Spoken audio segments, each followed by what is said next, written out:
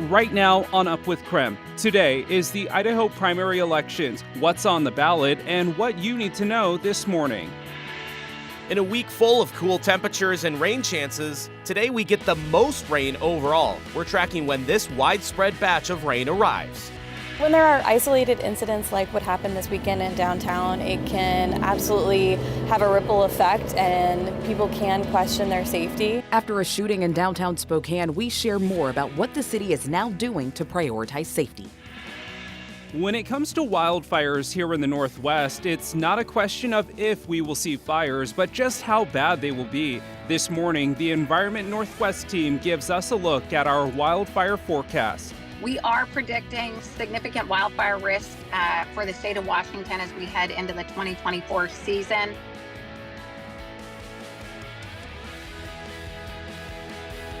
Up with KREM begins now.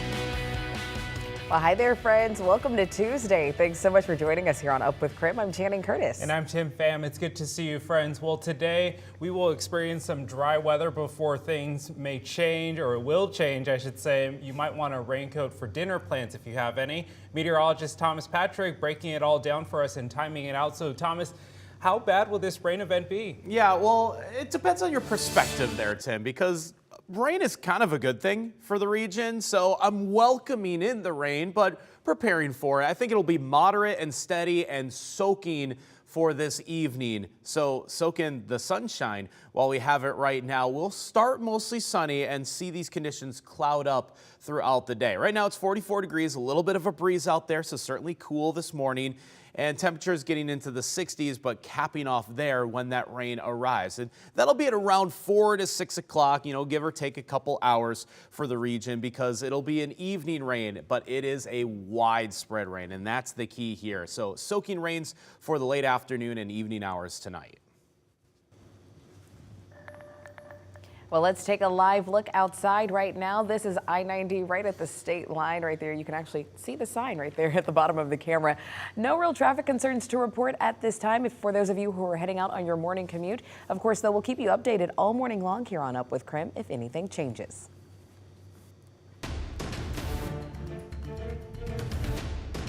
Today is the Idaho Primary Election, so let's take a look at 3 things you should know before going to the polls. First, this primary includes races focused on the state and the county levels. North Idaho races are listed on your screen right now. They include U.S. Representative District 1, 2, and the Kootenai County Sheriff positions. Second, primary voters will receive a ballot corresponding to their party affiliation. Unaffiliated voters will receive a nonpartisan ballot. However, they may also choose a ballot for a party that opens its primary to unaffiliated voters. The Idaho Republican Party only allows voters who choose to affiliate as Republicans to vote in their primary. And finally, if you've moved recently, but more than 30 days before the election and haven't updated your voter registration information, you'll have to bring proof of your new address. If you've moved less than 30 days before the election and are eligible to vote, go to the polling place associated with your old address. Polls will be open, by the way, from 8 a.m. to 8 p.m. To find your polling place and for more information on today's primary election, text the word primary to the number 509-448-2000, and we will send a link right to your phone. This morning, we have new details about Saturday's shooting during the Military Torchlight Parade in Spokane. Court documents say that a man named Charles Michael and an unnamed woman entered a store in downtown to purchase ice cream. The records show that the store's owner then confronted the pair after the two were taking a long time looking at different ice cream options. Police say that's when a woman threw a container of ice cream on the floor. The owner then grabbed her by the hair to try and throw her out, and the two started fighting. That's when 2 other store employees joined in, and one of them had a gun. The employee with the gun shot it twice, hitting the woman. Police arrested Charles Michael, but not the store employees. Now, in our effort to bringing you more to this story, our chief journalist Amanda Rowley actually went to speak with city leaders about how this shooting impacts the perception of safety in downtown Spokane.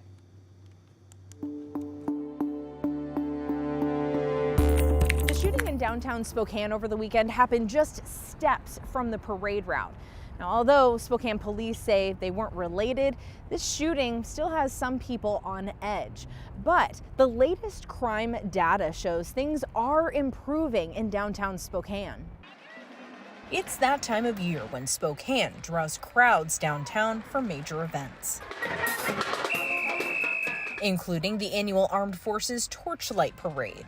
But all that fun and excitement comes to a halt when your safety may be at stake. Over the weekend, Spokane police responded to a shooting at a downtown Spokane store near the parade route. We were thankful that the Spokane Police Department reacted quickly. President and CEO Emily Cameron says public safety is a big priority for the downtown Spokane partnership. Well, when there are isolated incidents like what happened this weekend in downtown, it can absolutely have a ripple effect and people can question their safety. There's a perception that downtown Spokane is not safe. The recent shooting near the parade didn't help calm those fears, but data from Spokane Police shows things are improving downtown.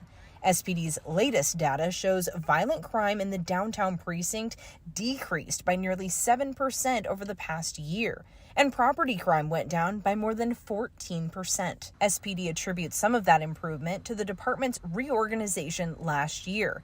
This put more officers on the street and increased their presence downtown. The Downtown Spokane Partnership also contributes to the safety of downtown Spokane. We have our uniformed ambassadors who are on the streets of downtown 7 days a week.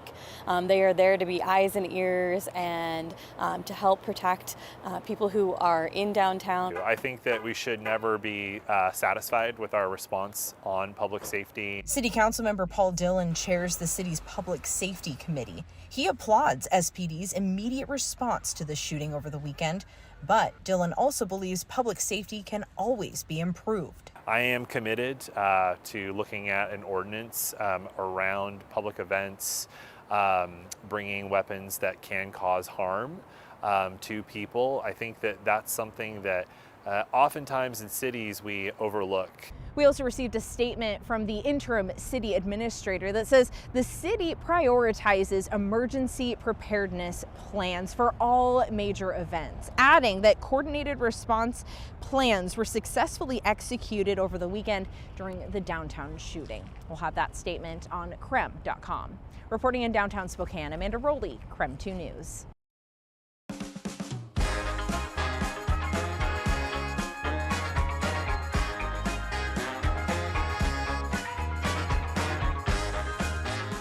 Well, if you have a hidden talent or skill that you'd like to share with the rest of the Inland Northwest, now is your big chance. Yeah, KREM 2's Brandon T. Jones live in downtown Spokane for us this morning. So Brandon, tell us more about Spokane's Got Talent and maybe what are some of your talents. Don't be humble. I know you have some great talents, my friend. He can sing, he can dance, he can act. He can do it all. He's a great father. I mean, what can he not do?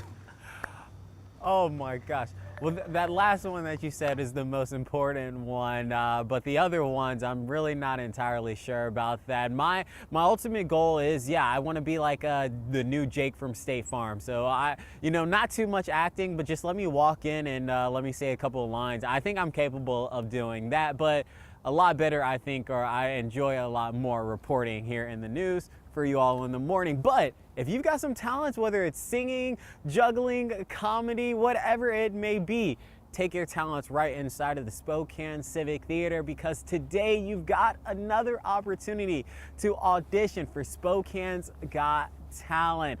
All of this is happening to celebrate the 50th anniversary of Expo 74. Yesterday, they hosted their first auditions in the 2 times that you need to know for today, 1 p.m. and 6 p.m. So it is your opportunity to call in with your boss for that 1 p.m. slot and say, hey, I'm going to take my lunch around this time. Come out here and put your talents on full display. Spokane's got a very vibrant talent community, and Expo, we want to highlight all the diversity that we have in this wonderful city of ours, county. Yeah. So you'll be performing in front of an esteemed list of local judges, and if you make it through these rounds of tryouts, you go and you have the opportunity to perform in front of all of Spokane at the Riverfront Park Pavilion on June 20th. So again, those 2 times that you need to know are 1 p.m. and 6:30 p.m. today. So go ahead and make it happen. Hey, don't keep sitting on the couch. You've been dreaming of this opportunity. come out here and share your talents. But for now, reporting live here in Spokane, Brandon T. Jones, KREM 2 News. The KREM Cares Big Book Giveaway is coming to a school this week, and we are handing out more free books. Now, we can't tell you which school we are going to next, which will be on Thursday, but here's a hint. We will be heading to North Idaho. So the KREM Cares Big Book Giveaway is a mission by KREM 2 and our partners at BECU and NomNom to bolster literacy and increase access to books. So Tim, Thomas, and I were able to go visit Linwood Elementary School a few weeks ago. Whitney and Mark went to Roosevelt last week, and this week, meteorologist Michelle Boss and Cody Proctor will be surprising a North Idaho school. So be sure to watch the KREM 2 News at 4 this Thursday and see where we head to next. I'm at 6:10 as we take you outside. A bit of a breezy and chilly morning, and I can tell you that a little bit of the wind that I've been catching here makes things feel just a little bit colder overall. So a light jacket will do you good through the morning hours. But we are tracking rainfall from this next storm system. It's over British Columbia right now, and it's going to continue down the province lengthwise right into the inland northwest over the next 24 to 48 hours. So plenty of rain to be had in these next 2 days. So enjoy the sunshine as we get it so far this morning. But again, a little bit chilly out here, mid-40s for current temperatures between Spokane and Coeur d'Alene, and just 38 at the moment in Pullman. We will warm up pretty decently into the low to mid-60s today, but look at Wednesday, high of just 55. Lots of rain and a much colder air mass is going to settle in right on top of us. So we'll give you the timeline of events and when that first batch of rain is set to arrive, all coming up.